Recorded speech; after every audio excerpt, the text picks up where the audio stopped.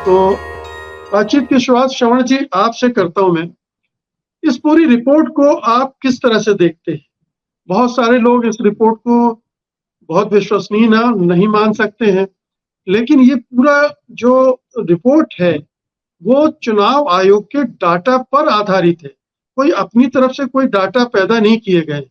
जो चुनाव आयोग ने उपलब्ध करवाया है, जो वोट पड़े हैं और जो वोट बढ़े हैं, उनका विवरण है ये एक तरह से। आप क्या कहेंगे? देखिए मुकेश जी, मैं आपकी जब डिबेट आ रही थी, टॉक आ रही थी डॉक्टर प्यारेलाल गर्ग के साथ और तीस्ता और महमूद पूचा के साथ, वो मैंने सुनी थी, पूरी डिबेट सुनी थी। और चूंकि आज आपने बोलने को मुझे कहा कि आज मुझे इसमें पार्टिसिपेट करना है, तो मैंने उसको दोबारा सुना। उस दिन भी 1 घंटा दिया, आज भी 57-58 मिनट सुना उसको। दो चीजें हैं इस पे। चुनाव में बड़े बड़े फ्रॉड सब जगह होते हैं। पाकिस्तान में इमरान खान से पूरा इलेक्शन हाईजैक कर लिया गया। बांग्लादेश में इसी तरह से चुनाव होते हैं।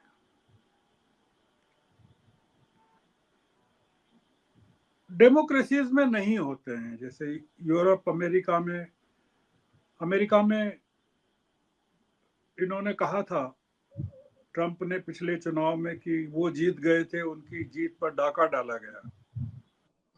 उनकी जीत को डेमोक्रेट्स ने चोरी कर ली और वो अपने आप को जीता हुआ मानते थे, अभी भी मानते हैं। उन्होंने उस चीज को छोड़ा नहीं।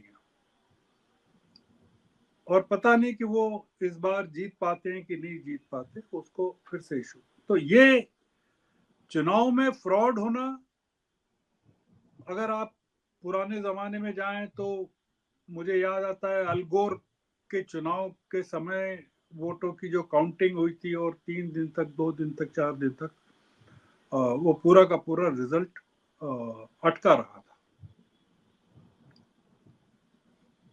ये चीजें डेमोक्रेसी में होती हैं, और यूरोपीय देशों में और बड़े बड़े देशों में भी होती हैं, पर वहां फ्रॉड नहीं होते। ये 79 सीट्स, जैसे तीस्ता ने कहा, उनके इलाके का, पश्चिमी बंबई का, कहा कि 48 वोट से वो बीजेपी के आदमी को जिता दिया गया।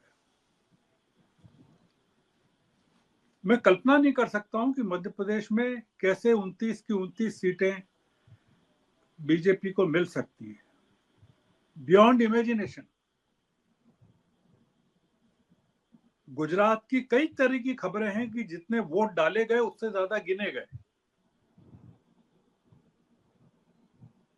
आप अगर एक पैटर्न को देखें कि जहां जहां बीजेपी की हुकूमतें हैं, आज की आपकी उस डिबेट में केवल एक चीज जो निकल कर आई कि उत्तर प्रदेश में, जो बहुत इंपॉर्टेंट है, जो मैंने नोट की, कि सेकंड फेज तक बेईमानी कर ली गई, और सेकंड फेज के और फर्स्ट फेज के जो इलेक्शन के रिजल्ट थे यूपी के, और बाकी के 5 फेज के जो इलेक्शन हैं वो अलग हैं। बीजेपी को जितनी सीटें मिली शुरू के 2 फेजेस में,